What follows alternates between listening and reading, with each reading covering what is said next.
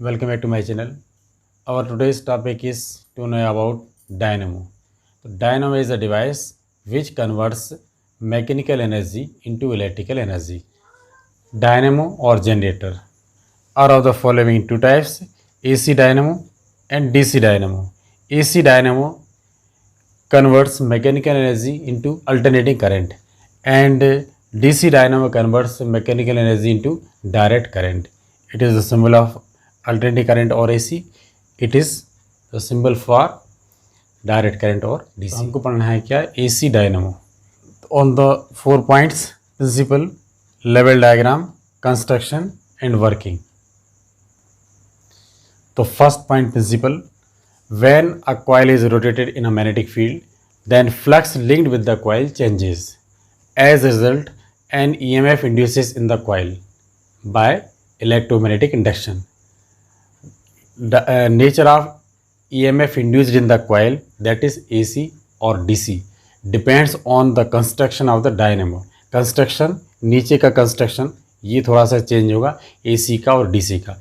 AC में हम use करेंगे स्लिप रिंग्स दोनों, और DC डायनामो यदि है तो उसमें हम यहाँ पर यूज़ करेंगे क्या? Split ring. Second point is लेवल डायग्राम.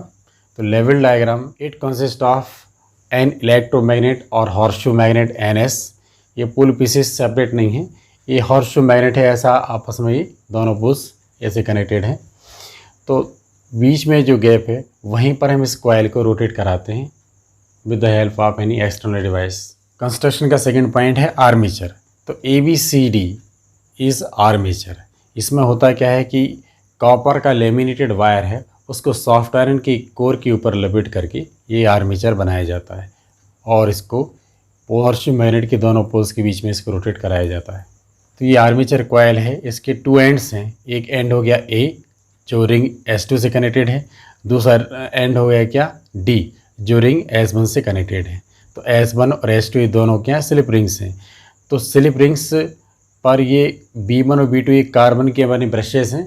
ये ब्रशेस उसको टच करते रहते हैं. जैसे आर्मेचर कॉइल घूमेगी तो ब्रश B1 और B2 दोनों ऐसे इसको टच करते हुए ये स्लिप होते रहेंगे. नेक्स्ट पॉइंट इस ब्रशेस B1 एंड B2. तो B1 और ये B2 ये दोनों ब्रशेस हैं, ये कार्बन के बने होते हैं. ये रिंग्स S1 S2 को पर स्लिप होते रहते हैं और इन्हीं के बीच में हम एक्सटर्नल सर्किट को कनेक्ट करते हैं. Next point is working. तो जब इस कॉइल को पोल पीसेस के बीच में रोटेट कराया जाता है तो इससे लिंक होने वाला फ्लक्स चेंज होता है, जिसके कारण इस कॉइल में क्या है? EMF इंड्यूस हो जाता है और कॉइल पूरी क्लोज्ड है तो उसमें इंड्यूस करंट फ्लो होना स्टार्ट हो जाती है.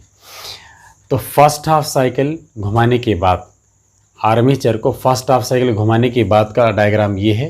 तो उसमें जब हम उसको रोटेट कराते हैं तो जो आर्म AB पर ऊपर की ओर फोर्स लगाएंगे इस डायरेक्शन में, और इस पर लगाते हैं नीचे की ओर फोर्स, जिससे ऐसे घूमता है. और मैग्नेटिक फील्ड की डायरेक्शन ये है, फोर्स की डायरेक्शन ये होगी.